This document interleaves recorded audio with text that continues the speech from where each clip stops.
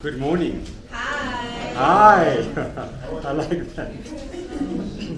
I'm taking it that you guys are multi-skilled and multitask, that you can eat and think and work at the same time. All right. Okay, everyone.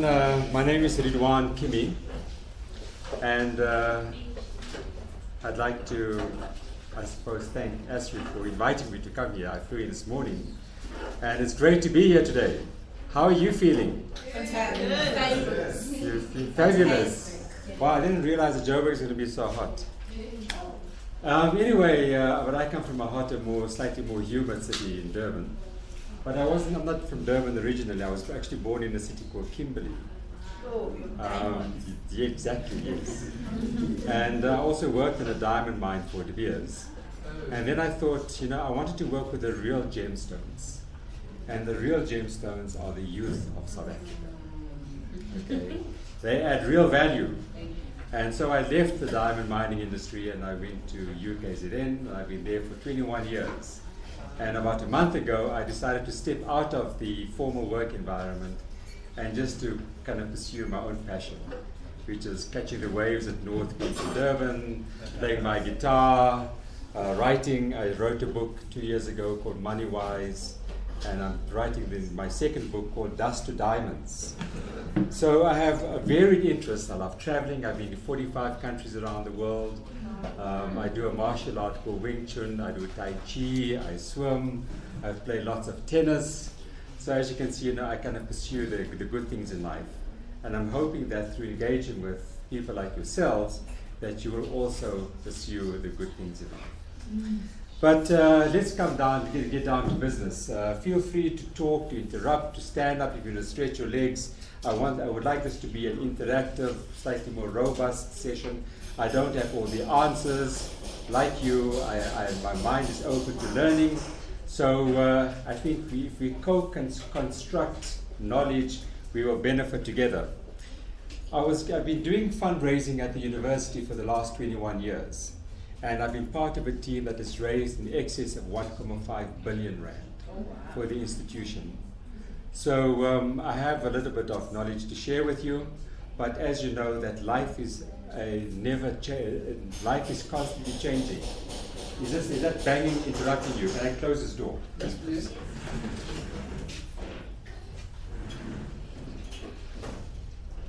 And that is what's very important. So the starting point, just remember that we are living in a dynamic environment, which means, ladies and gentlemen, that our thinking and the way we engage with the world needs to be dynamic as well. Also, whilst I was sitting there in the room next door, I was listening to this discussion about the BEE and how does one benefit from points, etc. My philosophy is totally different. So I'm going to throw it right at you up front. I'm here to disrupt. I don't believe in entitlement. I believe that every human being has the capacity and should have the drive to create opportunity. And this year lies to me at the core of when we speak about social investment. So when we speak about social investment and fundraising, I acknowledge that most of you, or perhaps all of you, are not going to work in this field of raising funds. However, there are some fundamental benefits and values through understanding how the process works. And when you understand how to sell, how to brand, how to market, it can benefit you in numerous areas in your life. So basically, I thought that of pitching this to say social investment, fundraising in austere and complex times. Now, times of austerity are the times that are prevailing in South Africa right now. Low economic growth. We are about to be downgraded by Moody's. Pravin Gordhan is traveling the world trying to tell people that our fundamentals are in place, etc. But we are living in tough times. You're living in Gauteng, where the economy is based on mining. The mining companies are shedding jobs like it's going out of fashion. Okay, so the economy is under threat. But at the same time, we are living in complex times and there are no easy solutions. And this takes me to a quote by a man called Alvin Toffler For those of you who are studying sociology, Alvin Toffler wrote a book in 1970 called Future Shock. And in this book, he tried to predict how the future is going to be. And the quote that stands out for me, he said that the illiterate of the 21st century will not be those who cannot read or write, but those who cannot learn, unlearn, and relearn. I would like you to reflect on that. The illiterate will not be those who cannot read or write, but those who cannot learn, unlearn, and relearn. If we are living in an environment that is constantly changing and dynamic, then we have to shed some of our embedded thinking. Think how life has changed. I've grown up in an era when I was a child, there was no TV. TV came into South Africa in 1976. So that gives you an idea what my age is. But we had no TV, we had no computers, and we had no cell phones. When I tell my students, can you imagine a life without a cell phone? They cannot imagine a life like that. They cannot imagine a life without some of these gadgets that have totally consumed our lives. We cannot live without these things. So in my life, I had to transition from a no-tech life to high-tech. So it requires us to adapt our thinking, adapt our mode of living, adapt the way we engage with the world. So the technology of tomorrow requires men who can make critical judgments, who can weave their way through novel environments, who are quick to spot new relationships in a rapidly changing reality. Reality is changing all the time.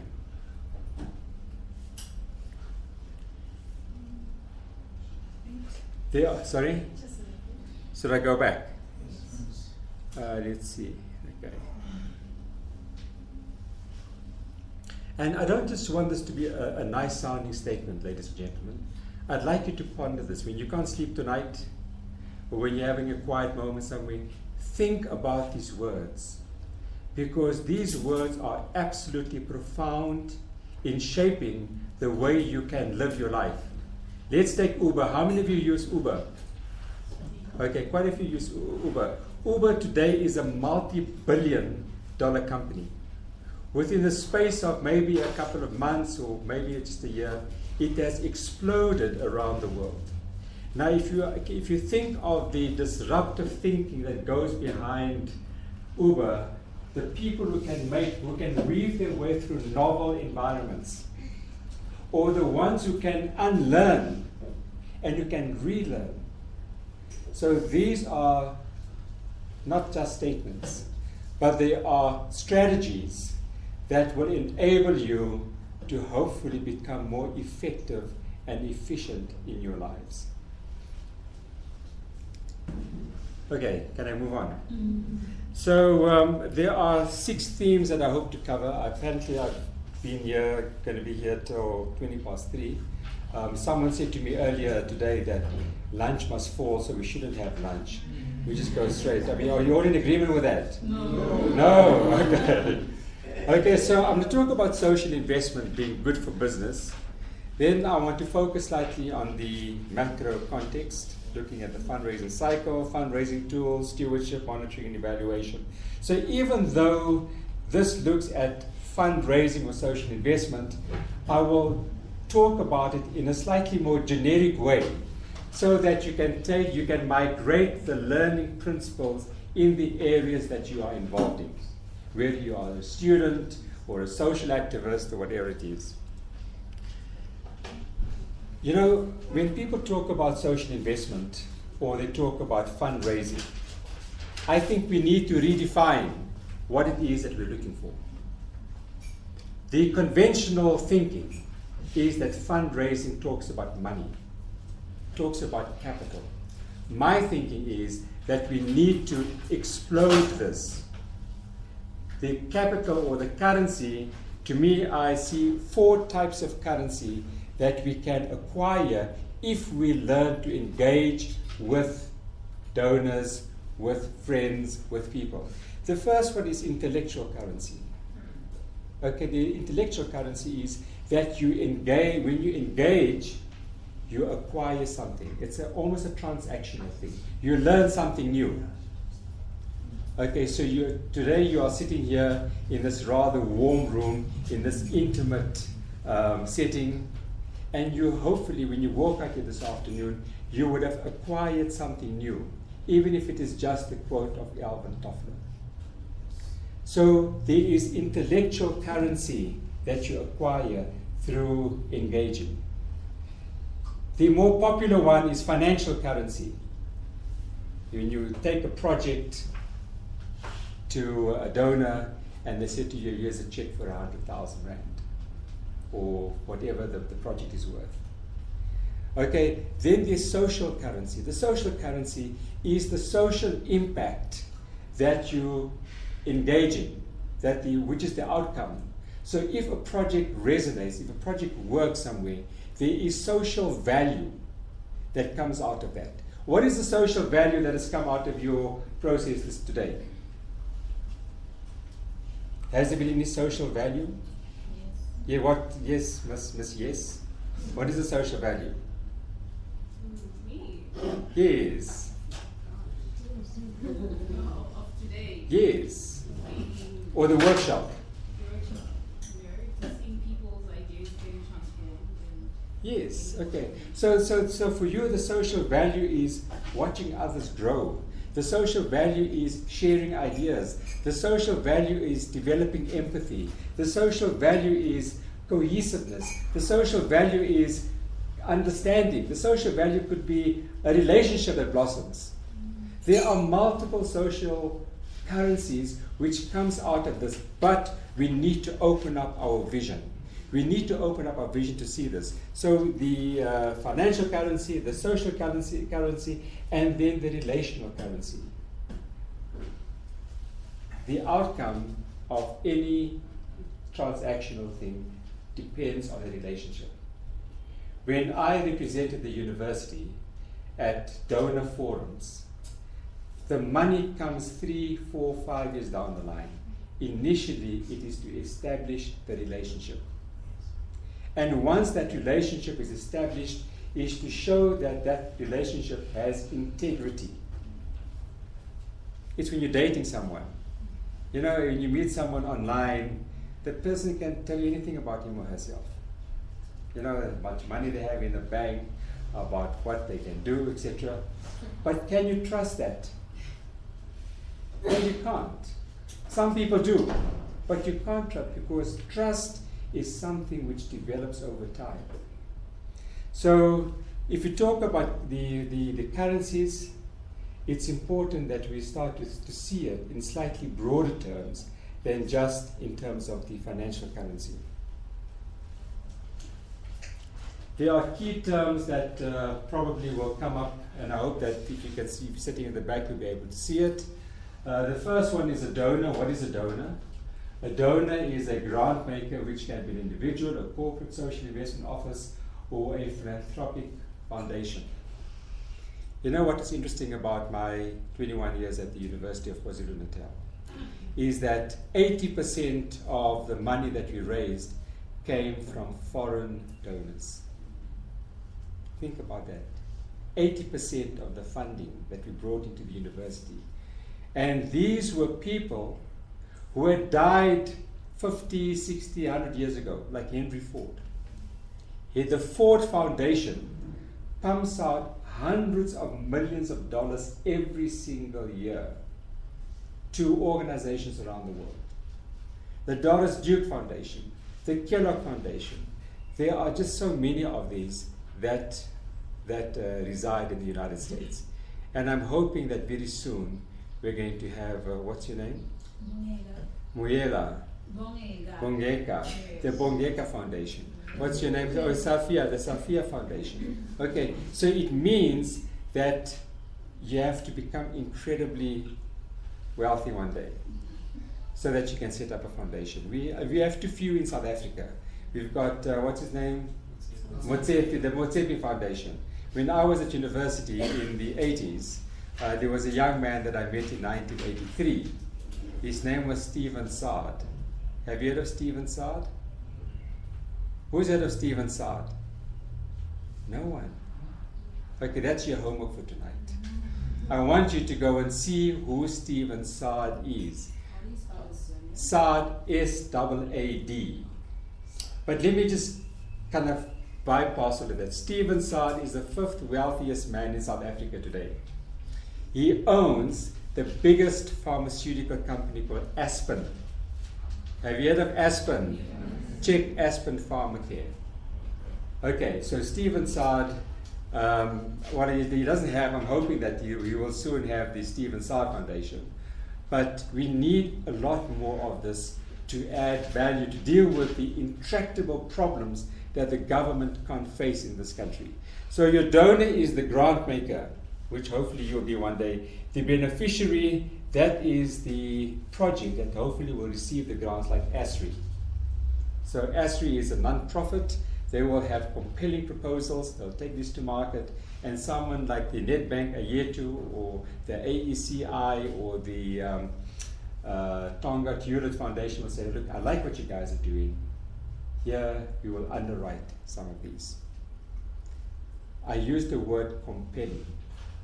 A very, very important word. Write it down somewhere. Compelling means it must have vision. It must be powerful. It must have that attraction power. Okay, a funding cycle, it goes through a process. Very much like anything that we do in life. It starts with an initiation. Someone comes up with an idea. Travis Kalachnik of Uber had an idea. He stood somewhere one day and was waiting for a cab. All these cars are driving past him all the time. But in New York City, you would look for those. What color are those cabs again? Yellow. You look for those yellow cabs. So all the cars are driving past, and he had an idea. But why can't all these other cars become a cab? And suddenly an idea was born. And many ideas are born. You have ideas all the time. It is just perhaps that you haven't had the courage or the conviction to monetize your ideas. Okay, just sit down. When you sit thinking, when you're walking home this afternoon, think of what problem can I solve today? And there are a zillion problems all the time. People say to me, one of my passions is commercialization and entrepreneurship. And people say to me, but Dr. Kimmie, this idea has been done already. Nonsense. Do it better. Think of jeans. How many people are wearing a pair of jeans today? How many brands of jeans are there? Just give me a couple. Sissy, what? Sissy Boy. And what else? Levi. Guess. Lee. RT. Ronald Sassoon. Sorry? Identity. What else? So there's about 10 already.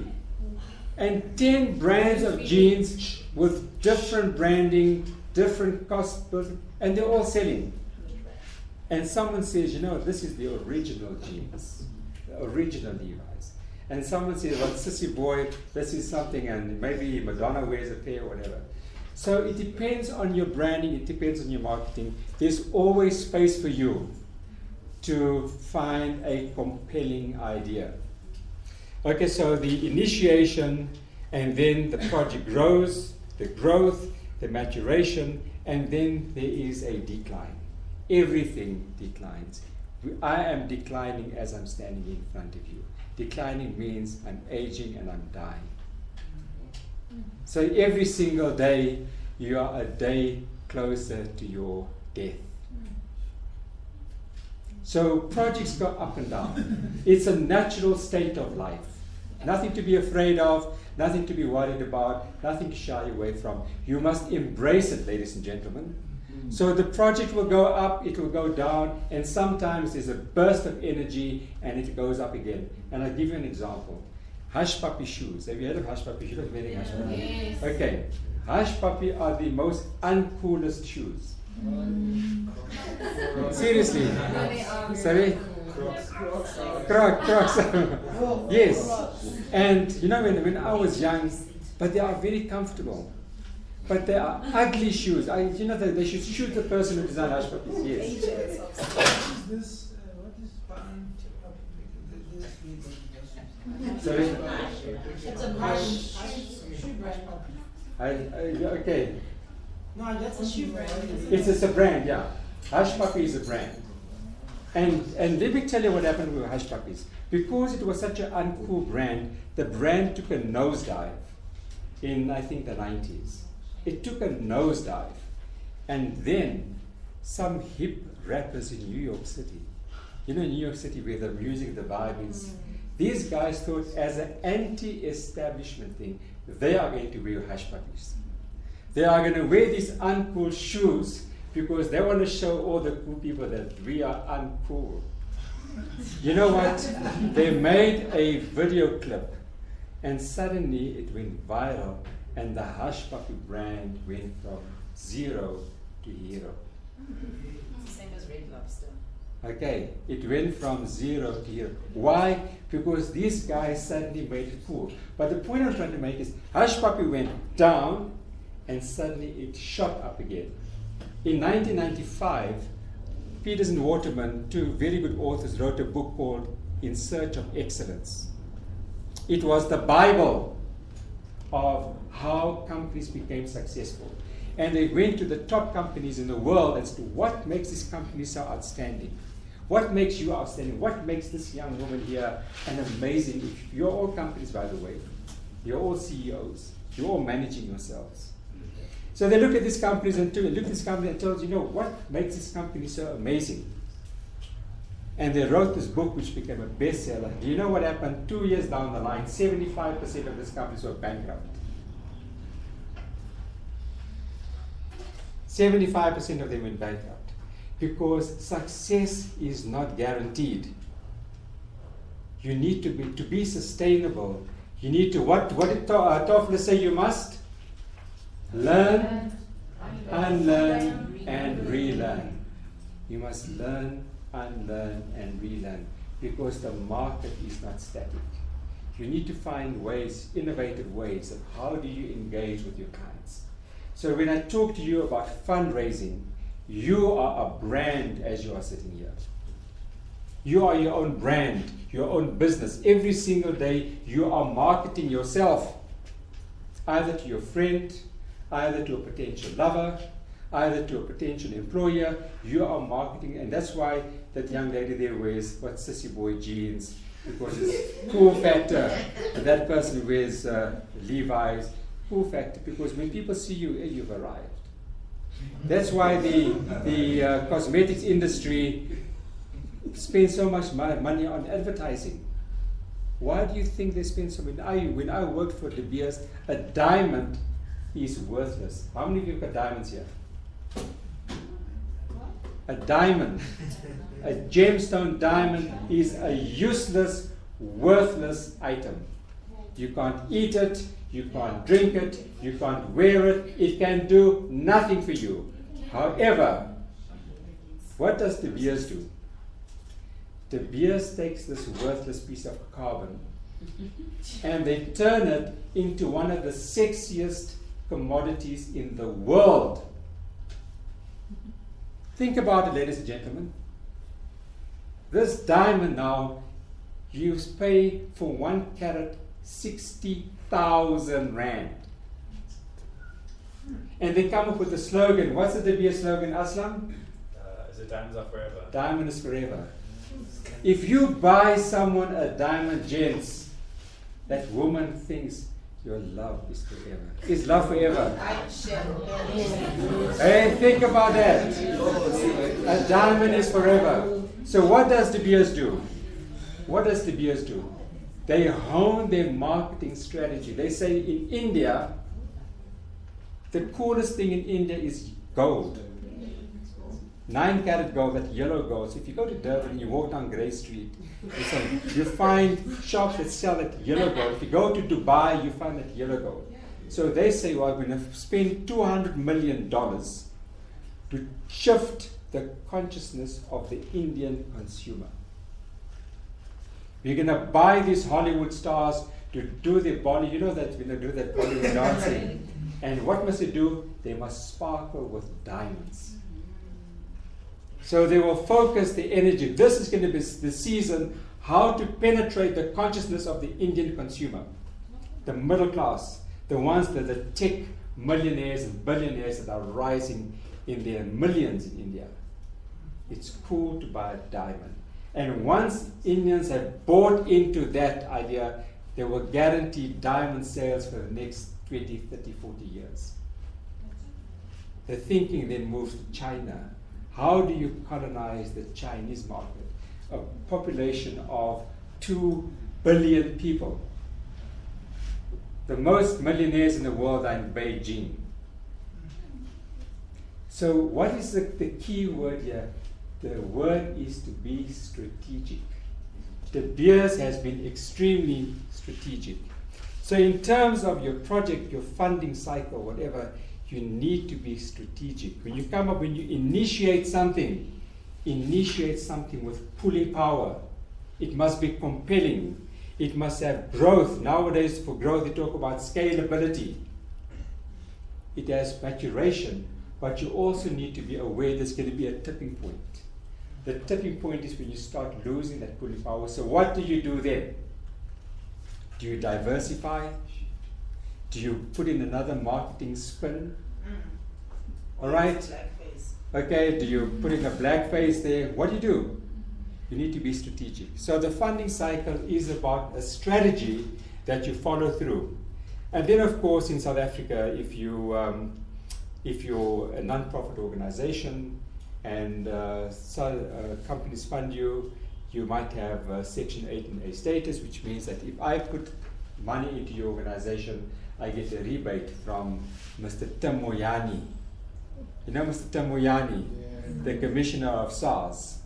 So SARS says because you've given money to for social good, you get tax rebate. A concept note, it is just the a very elementary document, and I've got a copy here that you can use just to generate your ideas, and then of course you have a proposal that you will develop. And a proposal can also be a business plan. And I have a great love for when I think of things, I do a very elementary business plan because it gives me an idea as to what I'm doing. You know, if it's to buy property or to do an investment, and I'm hoping that all of you are doing investments. So when you do buying shares on the stock exchange or putting your money in something, do a little business plan. You know, why are you putting your money there? What is the anticipated growth? How long are you going to keep it there? What are you going to use it for? Any questions?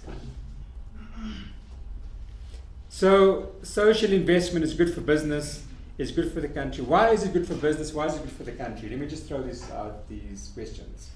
Why is social investment good for business? Why is it good for the country? Lebo, what do you think? You were slightly distracted there, right? Yeah. Social investment is good for business. And why is it good for the country? Yes. Yes. Well, why is it good for business? Why is it good for the country? It's good for business because of the previous session that we just had. Yes. BEE and being compliant with BEE and what that means in terms of creating relationships with other companies. Okay. For the country, there are policies to sort of allow for transformation to happen. And a transformed society essentially means one where there is less sort of inequality, or there is more equality within society for economic opportunities. And so if social investment, it's good for business because it's by being BEE compliant, it's building a country in terms of its transformation policies. Okay, good. Thank you. Yes, Sophia. Sophia, okay. Yeah. Businesses today use social investment. They've converted it into the 3 Ps, which is profit, people, and taking care of your planet. So obviously, if you're looking after your people within the organization and becoming representative, then you're looking good outside to others, and then you're taking care of the planet, and you're also making profit because everybody will want to do business with you if you are applying with all of those. Okay, very good. I like that. The triple P. People, planet, profit. Yes? Good afternoon. Hello. Social investment is good for sustainability, and also it limits unnecessary outsourcing. So when you invest in society, it's like, you know, you're creating the capacity of Sustainability, yeah. Right. So by so doing, it means that now you will not. I mean, it's like it's an investment in itself, and the outcome of the investment, it breeds, or the outcome of this investment is a result of you spending less in other things. Okay. Like outsourcing and Very good. I see the intellectual currency here is high. If you were a company, I would invest in you. All right. Here are some. Those were all correct. Here are just some my three suggestions. Social impact. Okay, social impact is very necessary. We need to create. We know you use the word transformation. So transforming from what to what. So we want a more caring society. We want a society that is slightly more empowered. We want to deal with some of the socioeconomic challenges like housing, water, healthcare, etc. So we want to create social impact. And that is why social investment is necessary. And I'm not a pure capitalist. I believe that the pure capitalist model is not sustainable. I believe that capitalism can only thrive if it creates a bigger ecosystem. So my second point there is to increase the business ecosystem. Now let me tell you how that works. If I had to empower you economically, if I'm a seller of cars or whatever goods, and you do not have the money to buy, my business is going to die. My business is going to die. Many companies see social investment as a cost rather than as an investment. When I invest money, I expect a return on my investment. So my window of return is either 6 months or a year. Nowadays you can buy a 5-year endowment policy, which means that after 5 years you get inflation plus 6% or whatever. So if we had to see investing as creating future customers, future consumers, then there is a return. In South Africa, and it's too late for us now to immigrate to Australia or to New Zealand, England, because it's going to kill you when you take your money out of the country. So we are here to stay. I'm here to stay. I love North Beach in Durban. I love the drive to the Northern Cape, to Cape Town. It's a beautiful, and I've been to 45 countries. South Africa is one of the most beautiful. Seriously. Cape Town especially. Cape Town is beautiful. Everywhere is beautiful. The diversity, the diversity in terms of people, the diversity in terms of flora, the diversity in terms of fauna. And what you should do, and I urge you, is get to know your country. Get to know your country. Go and see its diversity. Get to see its beauty. Engage with it. It's going to blow your mind. Okay, so when I talk about the ecosystem, it's to create a bigger pool of people who can become active in society. A bigger pool of people who have the capacity and the ability to spend. A bigger pool of people who have the ability to invest. Let me take my former, my alma mater, UKZN, University of KwaZulu-Natal. We are one of the largest residential universities in Africa. We have 43,000 students. Okay, 43,000. If 10% of those students get their degrees in 5 years' time, it means just over 4,000 probably teachers, doctors, lawyers, physiotherapists, accountants, etc., all injected into the society. Now, if each of those persons had to migrate their skills towards starting a job or investing in something that was potentially job creating or whatever, can you see the multiplier effect? The multiplier effect is big. And I'm astonished that companies don't come to the universities to engage with students. I haven't seen Investec or Anglo, or that they come at certain times of the year to recruit. But I would have a presence there all the time. I would come there to colonize your mind. So when you think of something, you will think diamond. You know who comes to the university? Cigarette companies. Cigarette companies. And then one guy said to me, you know what? If I can convince you to smoke a certain brand at the age of 17, you will smoke that brand for the rest of your life. I used to smoke. And if you take Stuyvesant, Dunhill, Rothmans perhaps, they taste exactly the same. Okay, Cameron is different. But you take this other, they taste exactly the same. But you will say, someone says, I'm only smoking Stuyvesant. Why? Because Stuyvesant was imprinted in my mind as a young, impressionable 17-year-old. So those are the companies that come to university, not the others. Yes? And just talking, I've never seen one doing like this. You haven't seen a cigarette company? No, because nowadays they're cutting down. They don't want them to come anymore. Because smoking is not the coolest thing anymore. Hey, have you seen, you can't smoke anywhere. Yeah, you've got big no smoking signs at restaurants. If you go to a hotel, you have to stand there by the pavement there behind the corner. Yes? Can I just ask something on there, right? Because our government actually legislated that smoking, the advertisement of smoking is prohibited, right? And when we look at the social impact that smoking has on our communities, and we look at the impact that alcohol has, it looks like alcohol has more detrimental impact on the environment. And if you look now, over 15% of our people are dying due to alcohol and all those things. So I don't know, was it because smoking doesn't generate as much money as alcohol for our government?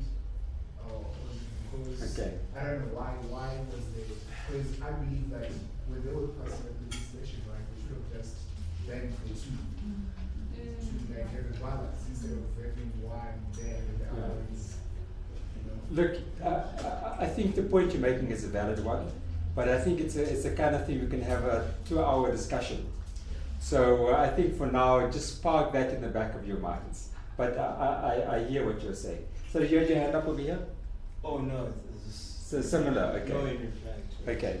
The third point here about social investment, ladies and gentlemen, is about, and I call it optimization. When I was sitting, so the beneficiary, which is the recipient organization, you, or ASRI, etc., the systems optimization, it means how do we make you more effective? When I sat outside there was on the chart that says that there are over 100,000 registered NPOs in South Africa. There are 100,000 registered NPOs and about 50,000 unregistered. There are 6 billion people on the planet. I said to you earlier on, all of you are brand. All of you is a brand. So it means that there are 6 billion companies who are all branding each other. So for you to stand out, you have to optimize who you are. Does it make sense? If ASRI wants to attract funding currency, it has to stand out from the 100,000 other ones that are in the telephone directory, on the etc. If you want to achieve that good, high-paying job somewhere, and you're sitting in a room with 50 other people, all looking like you, all groomed for that day, what is going to convince someone to employ you rather than the other one? You have to stand out. I often tell my students, when I get CVs for people coming into the university, the program that I ran, you have to apply to get into it. So your CV has to stand out. If I get 2,000 CVs, there has to be something special about your one. So in this landscape of fundraising, of social investment, you have to be compelling. You have to have high visibility. You have to have pulling power. There has to be something that makes you stand out. If you look at my thing here, I use a lot of colors. I'm hoping that through using colors, you're sitting here for a long time, it's not going to be a boring presentation of all white text. There has to be something that stands out. So to come back to my previous slide, it increases the ecosystem, it must have social impact, and thirdly, it must make the beneficiary see how can we tweak our organization so that it attracts that investment. These are two companies that I invest in, personally. One is called Advitech and one is called Cura Holdings. So when I say edu business is good business, most NGOs are in the business of trying to empower society. Okay? Whether it's the treatment action campaign, making AIDS awareness, whether it's all the others, they want to empower people, South Africa. These are two education companies, Advitech and Cura. Cura Holdings was the darling of the stock exchange last year. The share price went up by probably 70 or 80% within a year. Okay, the same with Advitech, they're doing well. So education, any NPO, non-profit organization, that works in how to improve society, how to unlock value, is going to do well. The BBE you spoke about earlier is about how improving whom? Black people. That is the essence of broad-based black economic empowerment, is to empower those who were left dwindling during the apartheid era. So those are the companies who will get the contracts. Those are the companies that the government will do business with. So our challenge always is, how do we unlock value? And when I pose that question, how do we unlock value, it's not only how do we unlock value in the company, it is, I would like you to invert that question and think about, how can I unlock value in myself today? Think about that, ladies and gentlemen. What value do you have that you haven't unlocked yet? Are you standing in your own way? What habits do you have that you can think of right now that is undermining you? Okay, no, you don't have to tell me. Think about it. What habits do you have that is holding you back right now? Procrastination is often one. Poor time management is another one. Okay, wasteful habits of not making money. These are things which it sounds academic when we talk about it, but it is having a constraining effect on you right now. I can tell you that right now. It might have an impact on your bank balance. It might have an impact on your health. So when I'm talking about this, don't see it as being out there. Edu business is not out there. Edu business is right inside your heart. Okay, it's right inside of you. I met a man called JFK, John F. Kennedy. I met him, yes. He's alive and breathing. He works at the University of the Massachusetts Institute of Technology it's true, honestly. This guy's name is John F. Kennedy. Okay, his name is John F. Kennedy. He works in the Legatum School of Business. And a couple of years ago, I set up a entity called CREATE. And CREATE stands for Cultural Research, Entrepreneurship and Technology Exchange, where I linked our engineering students with our business students, with the students from MIT. MIT is number 3 in the world. And John Kennedy came to South Africa, and he says to me, Rudy, they call me Rudy, he says, Rudy, don't worry about money. Money follows vision. That's true. Money, if you don't have vision, you'll never have money. That's so true. And what does vision mean, ladies and gentlemen? Let me just give you my understanding.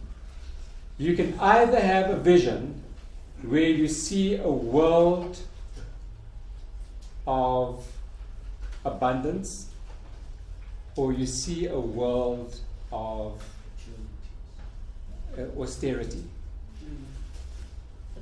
You know, people talk, they say there isn't enough. There is enough wealth for everyone on the planet.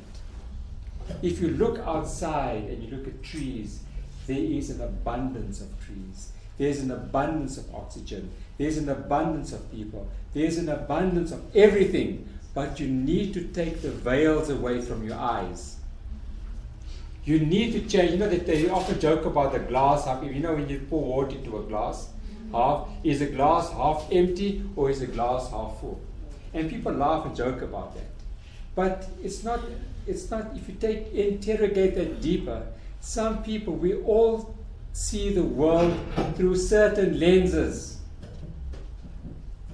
When I did my PhD in consciousness. Consciousness meaning your thoughts determine your outcomes. The way you interpret the world is the way you're going to be living in that world. So if you have vision, if you have an expanded vision, you'll find that it tends to attract opportunity to you. So, you know, when people think of Africa, what is the first image that comes to mind? The stereotype. Exactly. You know, kwashiorkor, people sitting in the sun, you know, in the dust, you know, flies, famine, etc. These are in Africa. The pyramids of Giza were built by black people in Africa. And you know what? When I went to I worked with engineers at the university. Till today, the best scientists and engineers in the world do not have a clear idea of how the pyramids were constructed. When you go to the Egyptian Museum in Cairo, you find granite that is as smoother than this wall. And they say that for granite to be cut like that, it had to have tools that revolved at thousands of revolutions per minute. Okay, now where did they have the technology? If you look at these structures, I mean, these are massive structures. Within them, they have burial chambers. There's no cement. There's no cement. It's stone, put upon stone, cut in perfect proportion. And inside there are burial chambers. So mathematically, for those of you who study mathematics, they had to work out the weight distribution. So if you had a chamber over here, how do you work out the math so that this doesn't collapse on itself? Now you're talking about sustainability. Google is about, 30 years old. This year has been standing for 20,000 years. 20,000 years, the pyramids have been standing. They've never lost their appeal. They are solid, they are intriguing, they are enduring. So, Black matrix. yes.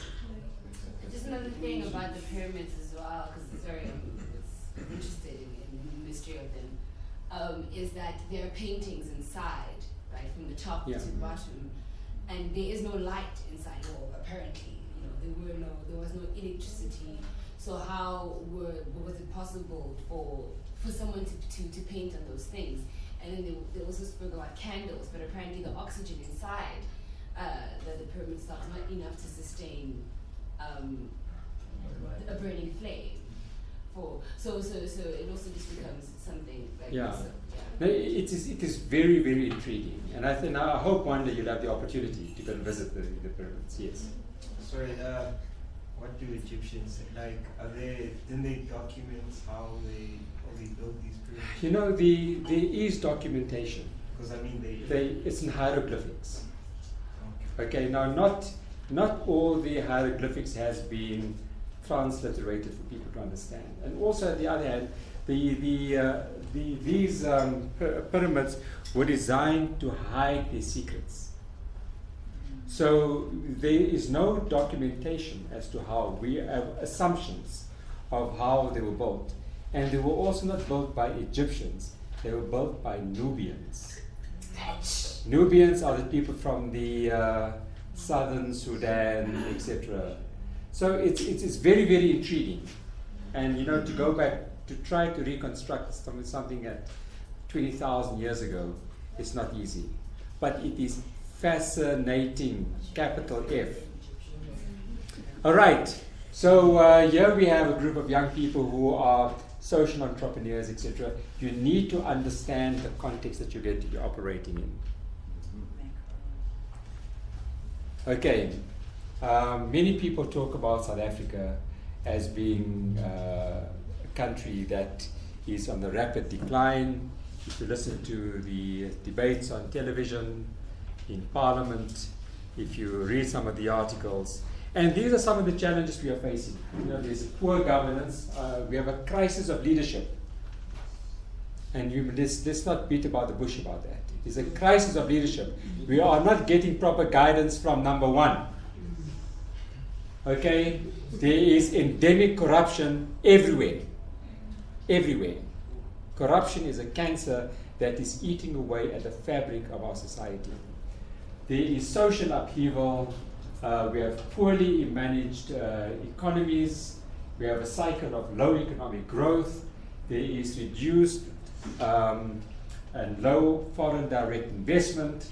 There is declining business confidence, and we have a restive population. If I think of the number of man days, what they call man hours being lost, students, fees must fall, etc., etc. We have a strike season in South Africa. Every year we have a strike season. The workers are expected to go on strike, and companies already factor this into their whole year plan. We are the only country in the world where we have a strike season. But the impact of this is huge. So these are some of the challenges that we are facing. Okay, whether you are a social entrepreneur, whether you are a beneficiary, whether you are a donor, this is going to impact on you. So that is the context that we must understand, okay? And these are things we need to either work with or work around or try to find solutions to. So I'm putting this out to you for you to evoke the solutions to deal with that. So hashtag South Africa falling, but let's also look at hashtag Africa rising.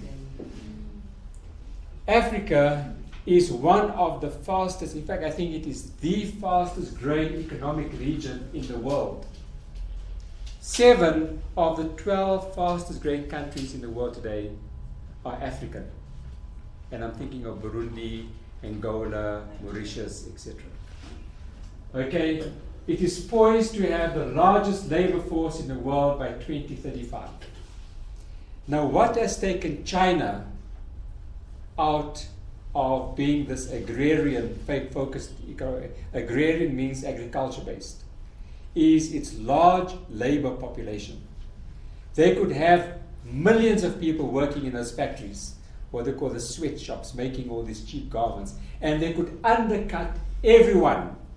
So whether a jersey costs you 100 Rand in South Africa, the Chinese will make that same jersey for 2 Rand 50. Who can compete against that?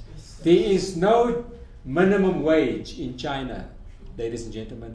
No minimum wage. Here, what's the minimum wage in South Africa? It's about 2,500 Rand, 3,000 Rand. No, I'm talking the legislated minimum wage. Okay, let's say 2,500 Rand. So that means if you want to have a domestic work at home or a garden, etc., that is the minimum wage. So what do South Africans do? they are employing Malawians, they are employing Zimbabweans, they are employing people from the other countries in Africa. Why? Because they are prepared to work for under the minimum wage. True or false? True. Go to any restaurant in Johannesburg, I challenge you, and see how many of the waiters and waitresses are South African. That's true. Go to places like Messina and see how many of the people working in gardens there are South African. What are the South Africans doing? They are wasting away. They have unemployment. Yes. But with that being said, having a foreigner as well, I can take less money because my money goes back home. I can live uncomfortably here in South Africa. Where, so those waitresses, they live 10 in a room. You can't expect them from South African person. No, it's. I'm being somewhat provocative. Yeah.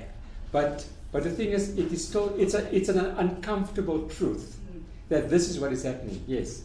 I once heard an idea from, it was at grade 11, and they were asking us, like, when we were growing up, we always had American and Asian TV in our faces, like Bruce Lee, Rambo, it was just this like socialization. And she was like, if South Africa wants to make more relations with different African countries, right, why don't we do the same thing? Not socialize other African countries about us, but just like how Nigerian TV has come to South Africa, and now we understand this Nigerian culture. Why can't Isidingo or Generations or these ideas? It's happening already, yes. I'm not done with my point. Okay. And another thing would be that if once we take that further, we take the culture, like if people are going to come to South Africa and work, maybe they can learn like the different languages that are going to be in those areas. So they can learn, go to Pretoria, they learn Tswana. Why don't we have teachers there in different countries kind of helping socialize people and vice versa, like with that exchange of labor. There's your business opportunity. Set up. Okay, I'll mention it to you. That gentleman then you. No, I just wanted to know, like, in terms of what you said, are you saying that we must assess the way things are? Because, according to me, that is pure exploitation, and that will probably fall to black people. Yeah. Understand? And if you look at it, black people are the ones doing the labor work most of the time. So I'm trying to imply that they are being lazy, or I just want to understand that. Okay, I'll address your question now, yeah? For me personally, I find the whole thing, or the whole narrative, that people from other African countries are hardworking, because then it ultimately implies that black South Africans are lazy. And that is the root of, well, not really the root, I mean, it's prejudice, but I'm saying like that perhaps is an influencing factor around xenophobia. And also, it gives white people a leg to stand on, which I find very problematic, because you find white people saying things like, oh yeah, you black South Africans are very entitled. I mean, disregarding the fact that white people have been entitled for 400 years. So I just like find that narrative very problematic, because then it sells the whole idea that being black and being South African, which is attached to being poor, is a character flaw. So I'm poor because I'm lazy. I'm not poor because I'm disempowered or I'm denied human rights. So I just feel like we need to create that narrative in addition to that, because I feel like if we just focus on hard-working Zimbabweans or hard-working Nigerians, then we imply that black South Africans are lazy, which isn't always the case. Okay. You know, I think, I said to you earlier, the intellectual currency here is quite high. And I'm glad that you guys are thinking about this, because, you know, it will throw up a number of things about exploitation that the gentleman mentioned there. Many of these terms are relative. When you say exploitation, what do you mean by exploitation? And this is not the forum to interrogate that. All I wanted to use here is I use China as an example. Of course, the Chinese workers are exploited. They are paid a very low wage. But what was the macro effect of that? China's economic growth has been the fastest on the planet. So what I'm in this particular case here is that Africa is poised to have the large labor force in the world. Now, whether you choose to pay that labor force a living wage according to how it's defined, or whether just to harness it in some way, that is something which will unfold.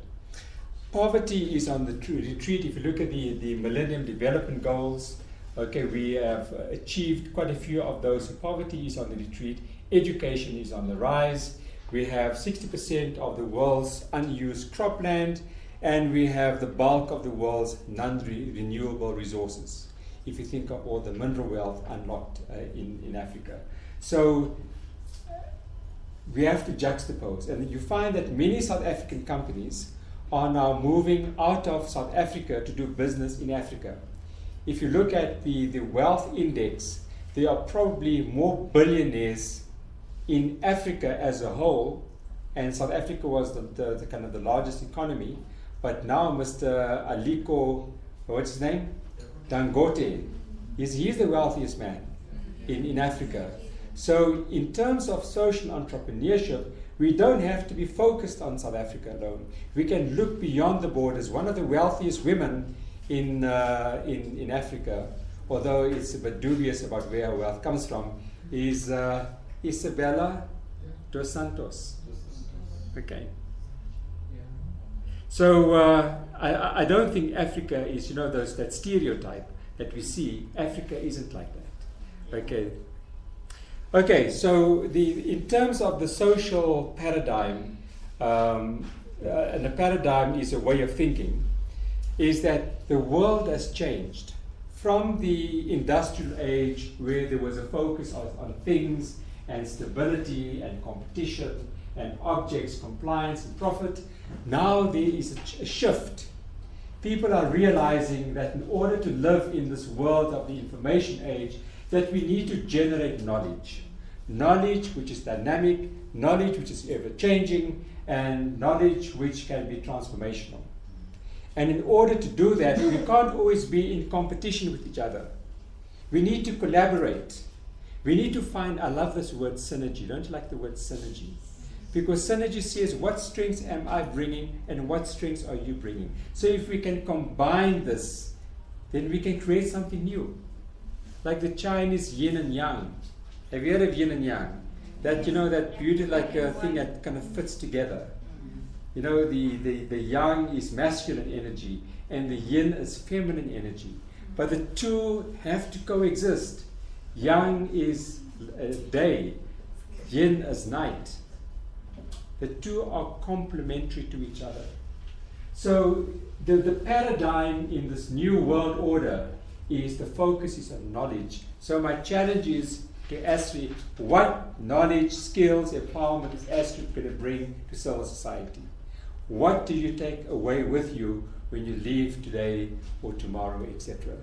When you finished your degree, for those of you who are studying, you finished your master's degree or your PhD or whatever, what do you take with you? I did 6 degrees.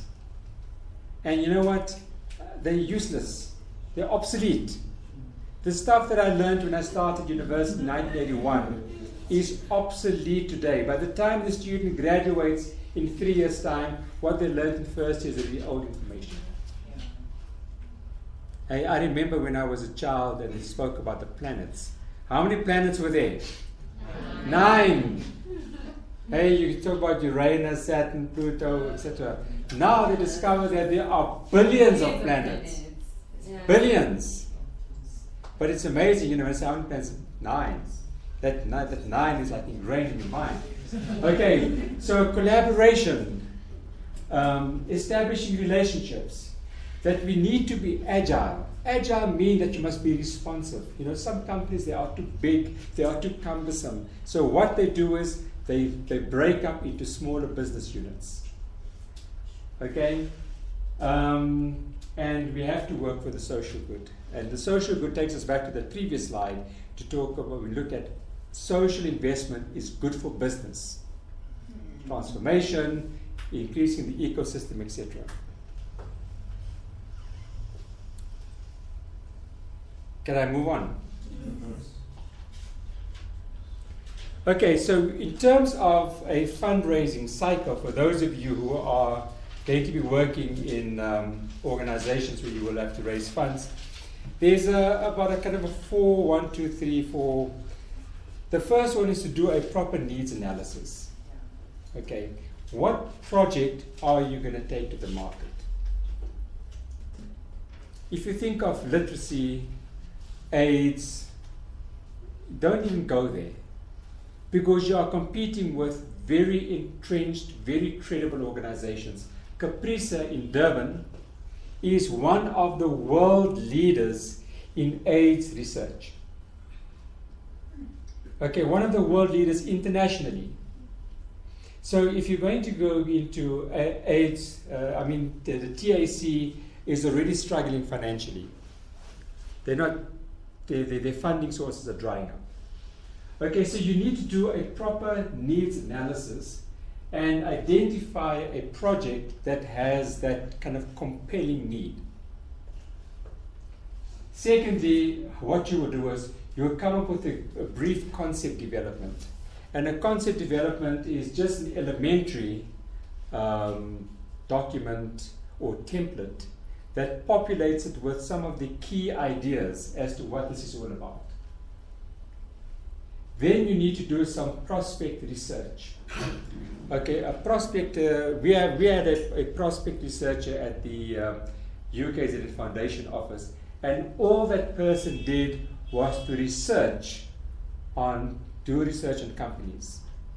So let's take Anglo as an example. Who is Anglo-American? How long have they been in business? What are their key identifiers? What is their mandate for philanthropy? Who is the contact person? How long has she been or he been in the industry? What do they like doing? Are there any sort of main focus areas for 2016? And then we develop a database. So the database that we use is called DevMan, Development Manager, and we populate this with as much information that we can possibly get. Now, information can be sourced extensively through the internet, but there is also the hidden information that you only get through personal interaction. So you need to network. You need to go to forums where people talk about business. You need to go to the Joburg Chamber of Commerce, or if you're investing in shares or whatever, you find that the JSE, they have like monthly meet the CEO, where the CEO of Adapt IT will talk about the Adapt IT share price. And there you'll start creating the networks with other people. I also suggested to one of the Astro people outside something which I did in Durban. I used to have a muffin morning. And every month I used to invite speakers to come and talk to our fundraisers, to our people. And people love doing that because it's informal, you have a nice cup of coffee, it's relaxed, but at the same time, there's a sharing of information. It's like the same place over here. You are the future CEOs and presidents of companies in the next 10 years. Do you believe that? Yes. Yeah, you are. You're going to be there. So if you had to network with each other, already you are creating a solid stream of potential benefit for what you are intending to do. I mentioned Stephen Saad when I was at the university. I was in charge of orientation committee, and in '83 Stephen Saad came there, young guy, short pants. I didn't realize at that point that this guy is going to be the 5th wealthiest man in South Africa. The other chap that I met at university, I used to train in the gym in those days. His name is Leroy Moroklehi. Have you heard of him? He sounds familiar. Leroy Moroklehi became the king of the Bafokeng tribe. His name is now Kgosi Leroy Moroklehi. And all the platinum mines are on the Royal Bafokeng tribal land, which means that they get a royalty every year. So the Royal Bafokeng Holdings is worth billions of rands. They are based in Pokeng, out in Northwest Province. So you don't know. I mean, I used to meet these guys, train in the gym with them, mess around, and today they are right up there. So you don't know what destiny has in hold for you, has in store for you. Okay? If you can think 20 years into the future, where you might be, or where you might not be. All right. So you have a date with destiny.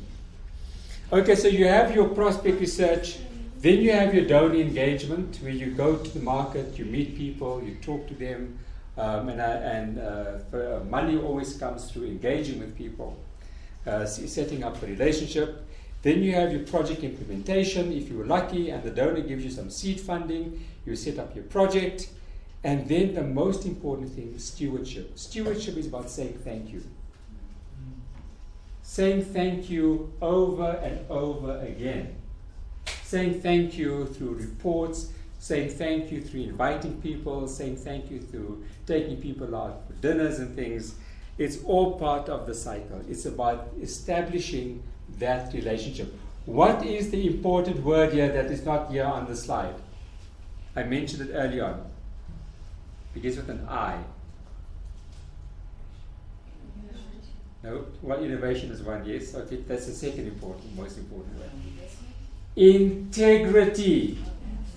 Integrity is very, very, very important. Okay, for someone to trust and to believe in you. So let's just go through this again quickly. You do a needs analysis. Okay, that needs analysis, as I said to you when you're going home this afternoon, is what business can I start? Let me just look at this environment quickly. What are the needs in the area where I live? Okay, you identify your project, you develop your business plan or your concept document or your proposal. Then you start doing some research. Who are the people who might buy into this? Okay, how do I get to meet them? I'm very bold, I go and talk to strangers in the street. But you might not have that confidence. But there are ways of getting to meet people. Okay, you implement your project, you make sure that you meet the expected deliverables, and you steward that relationship. Steward, you say, thank you, you know what, if it wasn't for you, this thing wouldn't be here. That's how you go about doing it. And as relationships, very, very, very important. You must be able to look someone in the eye, and they must have the confidence that you are someone worthy of doing business with. It is so easy to lose trust. It is so easy. Something went wrong at UKZN. I won't tell you what it is. And I was involved in the process, and I was gagged. The university said to me, you're not allowed to speak to this company. And when I finally got to them, they said to me, we will never trust the university again. It was a multi-million rand contract that was coming in, year out, year in, year out. Now, the impact on the university is quite small, because a public institution, if you run out of money, you can knock on Mr. Bladen Zimandi's door and say, we need money. And the Treasury would miraculously find R1 billion that they found now for the fees must fall. But what is the impact on the reputation? What is the impact on the students? As a large monolithic institution, you will survive. But this issue I'm telling you about was a bursary fund. A bursary fund that funded students, and the company said to me, we will never trust the university again, which means that they took their money away. And 20 students now every year will not be the beneficiaries of 70 or 80,000 rand per student. Sure. So you might make a mistake and you can walk away, but what is the impact further down the line? That relationship is very, very important. And I just wish that we could fix that in this country. You know, we've got racism issues creeping up. We've got crime. What is crime? Crime is a disrespect. I disrespect you, so I'll walk past you, take your bag and walk. I will take money out of your account. I disrespect you. If I have a relationship with you where I respect you, you can walk anywhere in the street. No one will come and put a knife into your back or put a gun by your head and say, give me your car. We've got 1 minute. There are many opportunity gaps. And as one of these things of learning, relearning and unlearning, I want you to see opportunities around you all the time. In terms of fundraising, there is a massive skills crisis in South Africa. Housing, water, health. There's a strong perception that education and the social value chain in South Africa is in decline. When we talk about low investor confidence, Moody's, at the moment they want to downgrade South Africa to what status? Junk status. What is junk? Junk is trash. You throw it in the bin. You discard it. They want to reduce South Africa to junk, to trash status. What effect does that have on our creditors in the world? They say, you're junk, no loans. It has a massive impact, ladies and gentlemen. So the perception that education is not serving, is not addressing the needs of the country, creates opportunities. Economic growth under threat due to skills and capacity scarcity creates opportunities. I was invited here because someone thinks I've got a value to add. Someone came to speak to you about BBBEE, to enlighten you about that. There's a need for innovation and commercialization. Think out of the box. You know, we are in this habit, you know, you wake up the same day in the morning. You say hello to the same person. You drink the same coffee with his hand. You follow the same route to work. Do it different tomorrow. Say hello to, no, maybe don't say hello to a different person. But don't get off on the left side of the bed. Get off on the right side of the bed. Find a new route to work tomorrow. Find a new route every single day. See new things. Get to meet new people. Open the mind. Free it up from all this convention and whatever. Okay, national government cannot deal with all the challenges, all the needs in this country. And there is a need, an imperative for civil society, for organizations like this to intervene. And on that note, let us adjourn for lunch. Stand and stretch. Don't applaud it, I'm coming back.